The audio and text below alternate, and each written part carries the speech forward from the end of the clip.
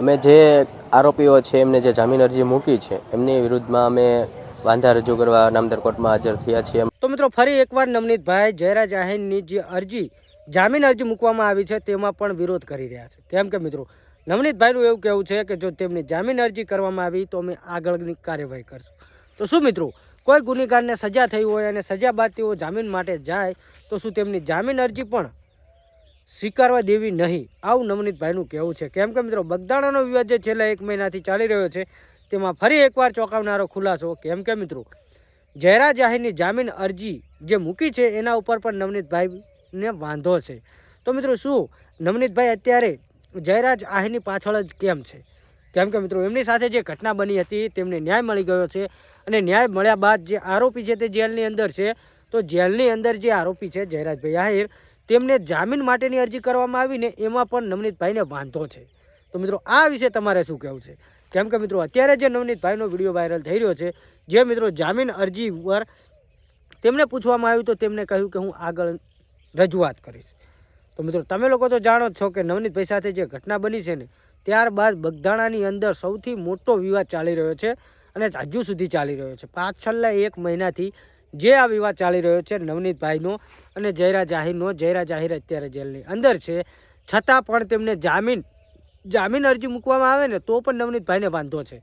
તો મિત્રો આ વિશે નવનીતભાઈ શું કહ્યું છે એ વિડીયો તમને બતાવવાનો છું, માટે વિડીયોની અંદર છેલ્લે સુધી બન્યા રહેજો। ખાસ કરીને નવનીતભાઈને જે ન્યાય મળ્યો છે, ન્યાય મળ્યા બાદ પણ હજુ સુધી તેઓ જયરાજ આહિરનો પીછો મૂકતા નથી। મિત્રો આના પહેલાં જે તેમને મીટિંગનું આયોજન કર્યું હતું, જે સંમેલન કર્યું હતું, જેમાં મિત્રો આભાર વિધિ માટેનું હતું, પણ એની અંદર પણ માયાભાઈ આહિર વિરુદ્ધ ઘણા બધા ખુલાસા કરવામાં આવ્યા હતા। તો ઘણા બધા લોકોનું તો એવું જ કહેવું છે કે આ આભાર વિધિ હતી કે માયાભાઈ આહિરના ખુલાસા વિધિ હતી। કેમ કે મિત્રો માયાભાઈ આહિર અને તેમના બંને દીકરાઓ, એક તો જયરાજભાઈ આહિર અને બીજા ભરતભાઈ આહિર, ભરતભાઈ આહિરના પણ ઘણા બધા ખુલાસા કરવામાં આવ્યા હતા આ મિટિંગની અંદર, આ સભાની અંદર।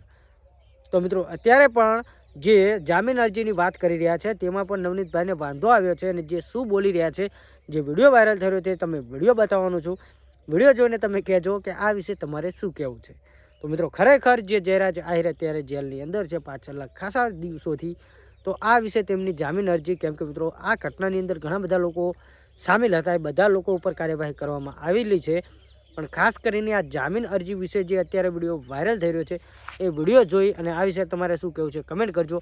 બાકી આ વિડીયો વાયરલ થઈ રહ્યો તે વિડીયો જુઓ અને નવનીતભાઈ માટે તમારે શું કમેન્ટ કરવી છે અવશ્ય કરજો। વિડીયો જુઓ। નવનીતભાઈ અત્યારે તમે ક્યાં સંદર્ભથી આવ્યા છો? અમે જે આરોપીઓ છે એમને જે જામીન અરજી મૂકી છે એમની વિરુદ્ધમાં અમે વાંધા રજૂ કરવા નામદાર કોર્ટમાં હાજર થયા છીએ અમારી લીગલ ટીમ સાથે। અને જે જામીન એના મંજૂર થશે તો પણ અમે આગળ જે હાઈકોર્ટ સુધી જવાના છીએ।